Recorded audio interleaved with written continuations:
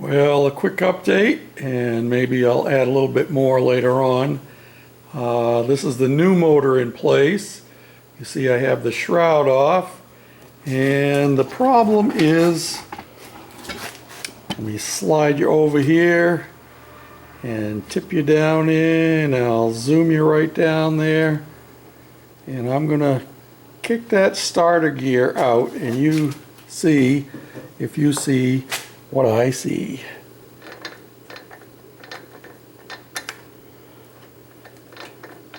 The flywheel is all worn off, and that's because the 120 volt starter that was on it was practically falling off when I took the motor off, and the fellow that I've been fixing it for the last 3.5 years has always started it with a pull start and not with the electric start.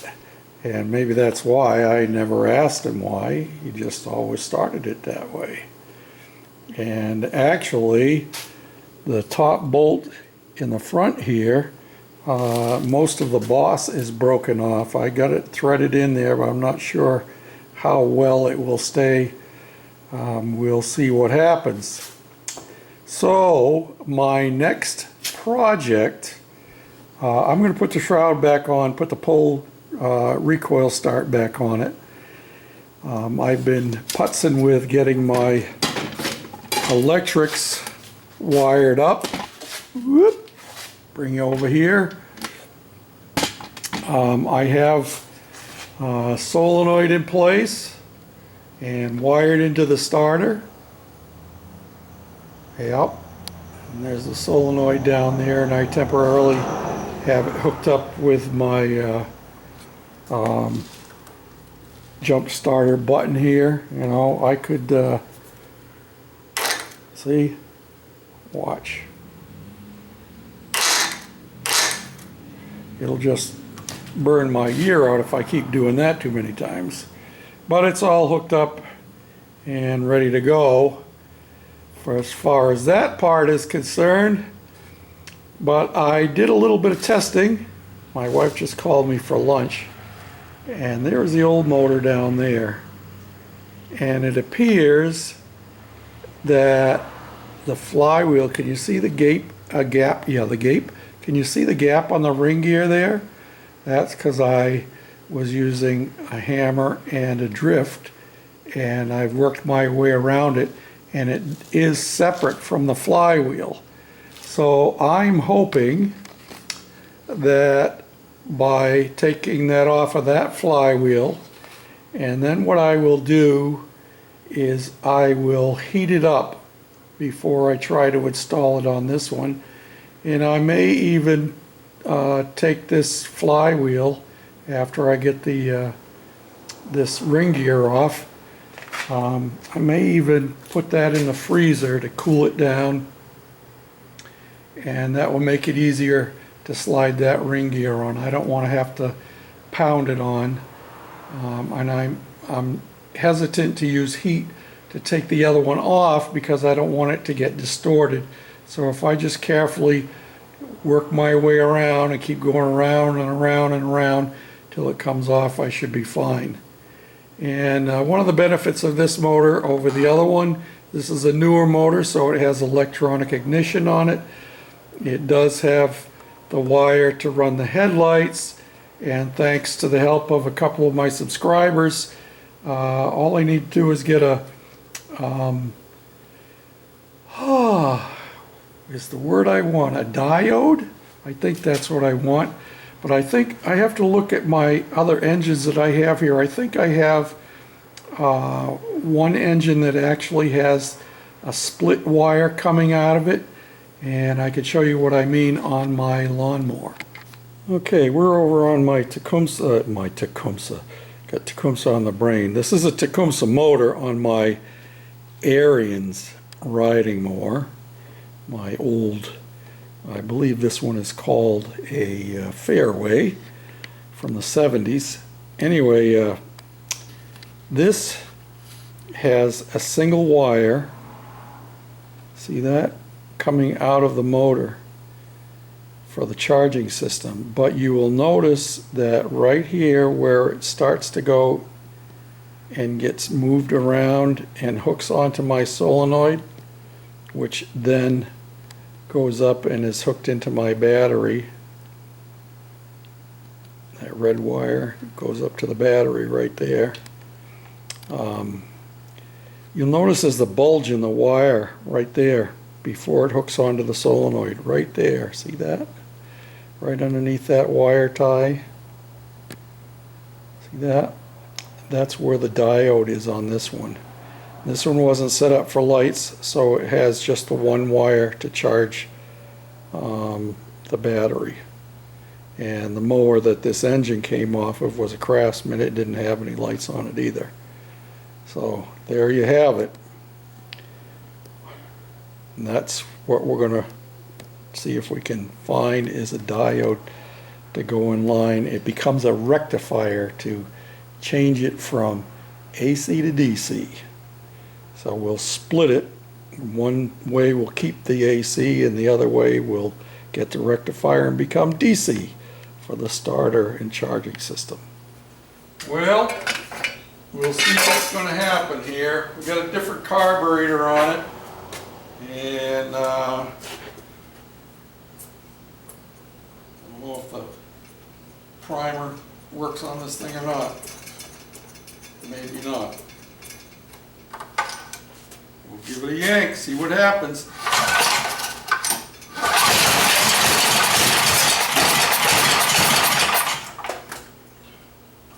Probably all kinds of things are going to be falling all over the ground.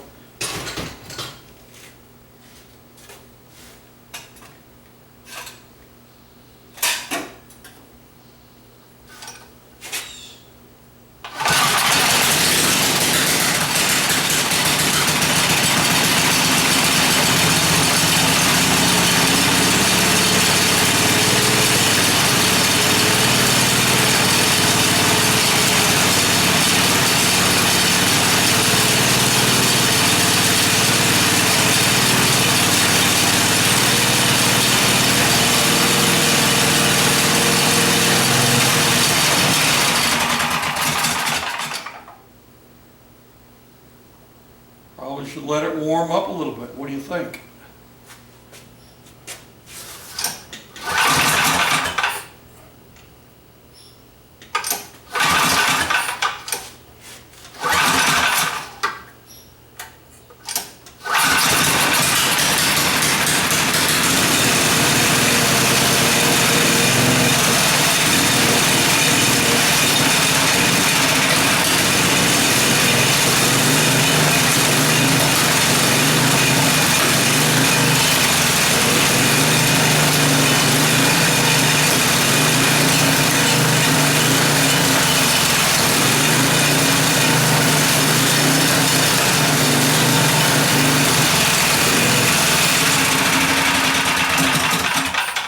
Yeah, she definitely needs a carburetor. Ain't no two ways about it. I've tried 3 different carburetors that are all pretty much the same. 2 of them I knew had problems. The other one, well, yeah, sounds pretty good. Of course, the exhaust has to come out here further, or maybe it will come down the side. Let me show you what I have in mind. Maybe it's going to have to go all the way down and go underneath all of this stuff and run back and come out in the back underneath. We'll see. Will it be 2? Will it be 1? I don't know. I've even tinkered with the idea of using 2 carburetors. All right, now picture this. What do you think about 2 carburetors sitting up in there just like that?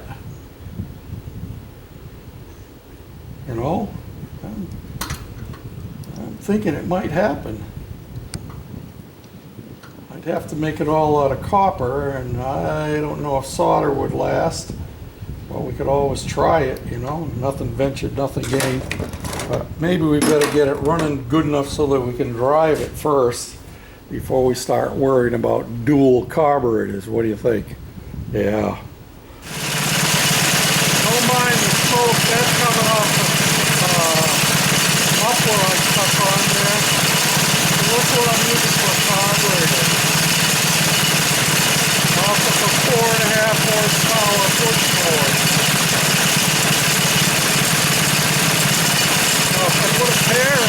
on.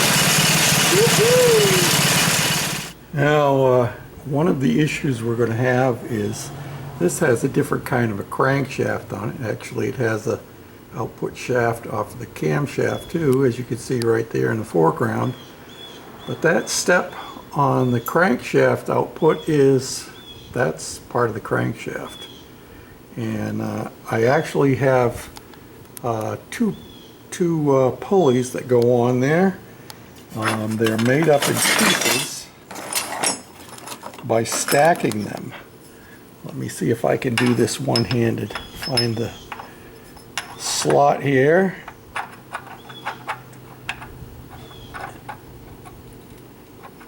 Of course, it would help if you put it on the right way first, George. Find the slot. There we go. And then that slides back in there. And then you put the next piece on. Same way, only back end too. And that goes in like that. But as you can see, my pulley off of my transfer box over there is not lined up at all. So I'm hoping what I can do, because I don't want to have to move that box again, I'm hoping what I can do is reverse that pulley. See, it has the big boss facing away from the box. So if I turned it around so that it was still on the shaft, I don't know. Maybe not. Maybe I'm going to have to make an extension for it. Probably part of the solution, at least, to my lack of lining up dilemma will be in moving the motor to the front of this motor mount plate. We have it all the way to the back, but I still have all of this room here. I could move it ahead another 1.5 inches, and that might just be all I need to get that lined up. I wanted it back as far as I could. I didn't want to kick it forward further. I got it so it's lined up pretty nice with a cowl. And if I push it too far forward, I'm going to have problems with my radiator shell. Yep, well, such is the life of the Shade Tree Fix-It Man when he's contemplating the goofy cart. But it's all good, it's all fun. And Monday is another day. Tomorrow is my day of rest. And so it shall be. Thanks for watching, guys, and I hope you find a blessing tomorrow. Have a great night. Bye now.